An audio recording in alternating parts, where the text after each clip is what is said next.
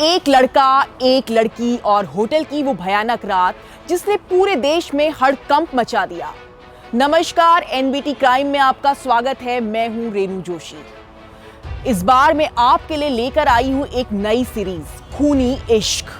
इस सीरीज में होगी ऐसी खौफनाक लव स्टोरीज जिनका अंत कत्ल पर जाकर खत्म होता है। इस सीरीज में आज कहानी जबलपुर के एक होटल की, जिसे एक लड़के और एक लड़की ने 2 रातों के लिए बुक करवाया और फिर होटल का वो कमरा बना सबसे भयानक रात का साक्षी। होटल के कमरे में उस रात लड़के ने अपनी गर्लफ्रेंड के साथ जो किया वो हैवानियत की सारी सीमाएं पार करता है। जबलपुर का मेखला रिसोर्ट, जहां हर रोज कई लोग ठहरने आते हैं। 6 नवंबर 2022 के दिन सुबह एक लड़का, जिसने अपना नाम अभिजीत पाटीदार बताया, एक लड़की के साथ होटल में दाखिल होता है।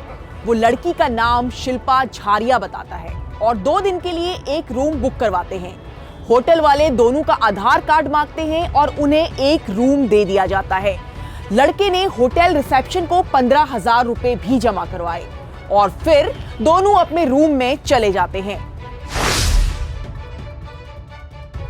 होटल में चेक इन करने के बाद दोनों कुछ देर अंदर कमरे में रहते हैं और फिर दिन में दोनों बाहर घूमने चले जाते हैं।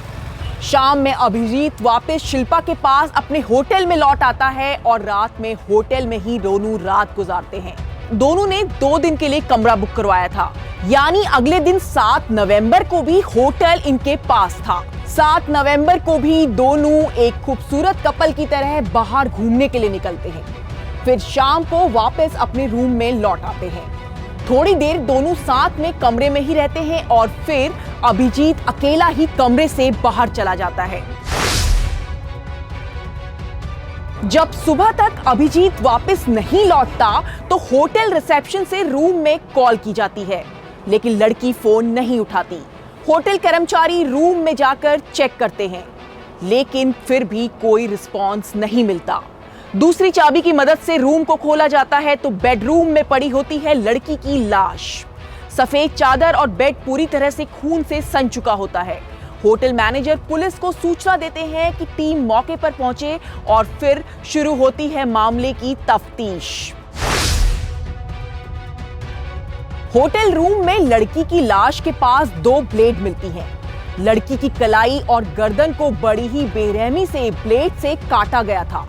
लड़का होटल से फरार हो चुका था, तो ये माना जा रहा था कि कत्ल उसी लड़के ने किया है। पुलिस तुरंत अभिजीत पाटीदार के फोन को ट्रेस करने की कोशिश करती है, लेकिन फोन की लोकेशन लगातार बदलती रहती है। अभिजीत बार-बार अपनी लोकेशन बदल रहा था, कभी मध्य प्रदेश, कभी राजस्थान, कभी कहीं और। बार-बार फोन अलग-अलग जगह को शो करता था। पुलिस लगातार इसको ट्रेस करने की कोशिश कर रही थी। 2 दिन बाद लड़की के इंस्टाग्राम अकाउंट से एक वीडियो जारी होता है। वीडियो में आरोपी लड़का बेहद गुस्से में नजर आता है। वो होटल के अंदर बैठा है और फिर रजाई उठाता है और लड़की की कटी हुई गर्दन दिखाते हुए कहता है, बेवफाई नहीं करने का। ये भयानक वीडियो जैसे ही सोशल साइट्स पर जाता है, पूरे देश में तहलका मच जाता है। इस वीडियो में ये लड़का आगे कहता है, बाबू स्वर्ग में मिलेंगे। अगले दिन लड़की के ही इंस्टाग्राम अकाउंट से दोनों की कुछ तस्वीरें रिलीज होती हैं। ये तस्वीरें दोनों की प्यार भरी तस्वीरें होती हैं। एक पोस्ट में आरोपी पटना जितेंद्र कुमार नाम के एक लड़के का भी जिक्र करता है। पुलिस के पास अब कई क्लू होते हैं। सबसे पहले जितेंद्र को गिरफ्तार किया जाता है। आरोपी लड़के की तलाश जारी रखती है, लेकिन लगातार जगह बदलने की वजह से वो पुलिस की गिरफ्त में नहीं आ पाता। इस बीच छानबीन की जाती है तो पता चलता है कि होटल में अभिजीत और लड़की शिल्पा ने अपना नाम गलत बताया था और फर्जी आधार कार्ड जमा किया गया था। आरोपी अभिजीत का असली नाम हेमंत भदौड़े था और वो महाराष्ट्र के नासिक का रहने वाला था। हेमंत एक शातिर अपराधी था। महाराष्ट्र में उसके नाम पर करीब 40 अपराध दर्ज थे। वो कई बार जेल भी जा चुका था। जितेंद्र, जिसका जिक्र हेमंत ने अपने वीडियो में किया था, वो उसका बिजनेस पार्टनर था। वीडियो में जितेंद्र को भी उसने कत्ल के लिए जिम्मेदार ठहराया था। पुलिस लगातार आरोपी की लोकेशन ट्रैक कर रही थी। 17 नवंबर के दिन आरोपी लड़के की लोकेशन राजस्थान के अजमेर में मिली। लड़के ने वहां एक एटीएम से 20,000 रुपए निकाले और फिर वो वहां से बस पकड़कर दूसरी तरफ बढ़ गया। पुलिस की टीम ने सारी बसों की चेकिंग की और आखिरकार वो पुलिस के हत्थे चढ़ गया।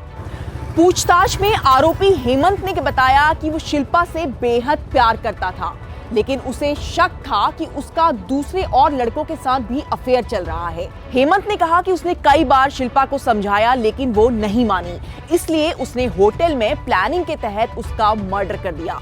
उसने बताया कि शिल्पा ने उसके बिजनेस पार्टनर जितेंद्र से भी काफी पैसे उधार मांगे थे और इसलिए जितेंद्र भी चाहता था कि शिल्पा का कत्ल किया जाए। शिल्पा जबलपुर के पास ही एक गांव की रहने वाली थी, लेकिन वो घर से दूर जबलपुर में अकेली रहती थी और एक ब्यूटी पार्लर चलाती थी। थोड़े समय पहले ही उसकी जान पहचान हेमंत से हुई थी और वो उससे प्यार करने लगी थी, लेकिन उसे क्या पता था कि उसे प्यार का इतना बुरा अंजाम होगा, उसे इतनी भयानक मौत दी जाएगी। इस कहानी में फिलहाल इतना ही। खूनी इश्क सीरीज जारी रहेगी। बने रहिए एनबीटी क्राइम पर। चैनल को सब्सक्राइब करिए और अगर आपको वीडियो पसंद आ रहे हैं तो प्लीज उन्हें लाइक भी करिए।